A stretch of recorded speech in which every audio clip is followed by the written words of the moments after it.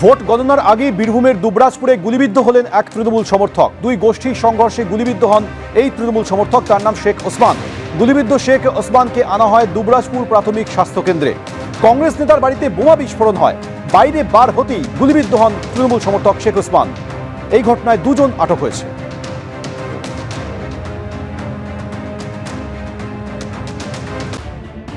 বাংলাদেশের সাংসদ খুনের রহস্যভেদ কবে হবে? নিউটাউনের আবাসনের সেপটিক ট্যাঙ্ক থেকে যে দেহাংশ মিলেছে তা কি বাংলাদেশের সাংসদেরই? নিশ্চিত হতে এবার ডিএনএ টেস্টের তোড়জোড় শুরু করা হয়েছে সিআইডির তরফে।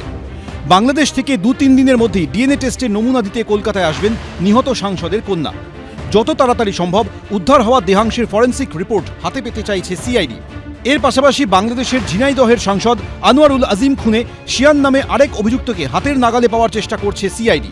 উত্তরপ্রদেশ হয়ে নেপালে পালিয়ে গিয়েছে শিয়ান। বাংলাদেশ সরকারের তরফে ইতিমধ্যেই যোগাযোগ করা হয়েছে নেপাল পুলিশের সঙ্গে। 3 জনের মধ্যে আরেকজনের সঙ্গে কিন্তু সে একটু আমাদেরকে ওয়াটার থিওরির কথা বলেছিল। ওয়াটার থিওরিটা ছিল এরকম যে সে উপর থেকে পানির শব্দ পাচ্ছিল। আমরা ওইটাকে এবং বাংলাদেশের পারিপার্শ্বিকতা বিবেচনায় এনেই আমরা কিন্তু ওনাদেরকে রিকোয়েস্ট করেছিলাম, বিশেষ করে সিআইডিকে, যে একটু আপনারা সোয়ারেজ লাইন এবং কমোড প্লাস সেফটি ট্যাঙ্ক এগুলো একটু চেক করা। এবং আপনারা এটাও জেনেছেন সেখান থেকে আমাদের ভিকটিমের অনেক মানে দেহের অনেক অংশ উদ্ধার হয়েছে। ফরেন্সিক এবং ডিএনএ টেস্ট ছাড়া অ্যাকচুয়ালি বলা যাবে।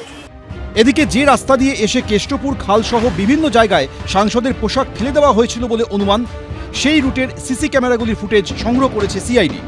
ময়ূখ ঠাকুর চক্রবর্তী, এবিপি আনন্দ।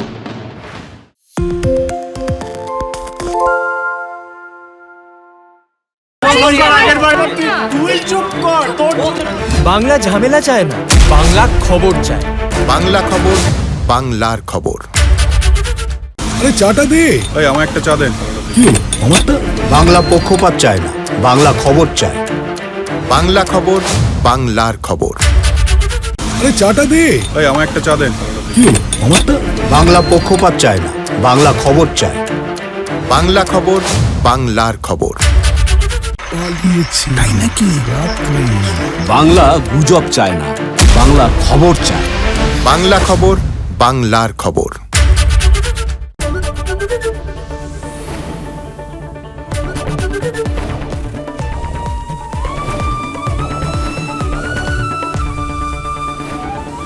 এবিপি আনন্দ, এগিয়ে থাকে, এগিয়ে রাখে।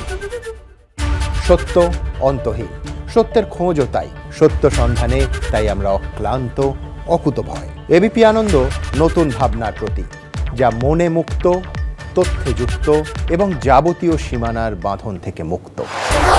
সীমা না শব্দটির মধ্যে লুকিয়ে আছে মানা শব্দটি, যেন চোখ রাঙানি এক অদৃশ্য বেড়াজাল, যা আটকে রাখে আমাদের এক ছোট্ট গণ্ডির মধ্যে। একমাত্র সঠিক খবরই গড়ে তুলবে এক মুক্ত সমাজ। সেই জগৎ গড়ার লক্ষ্যে কোনো সীমানার ঠুকুটি আমরা মানব না। এবিপি আনন্দ, এগিয়ে থাকে, এগিয়ে রাখে।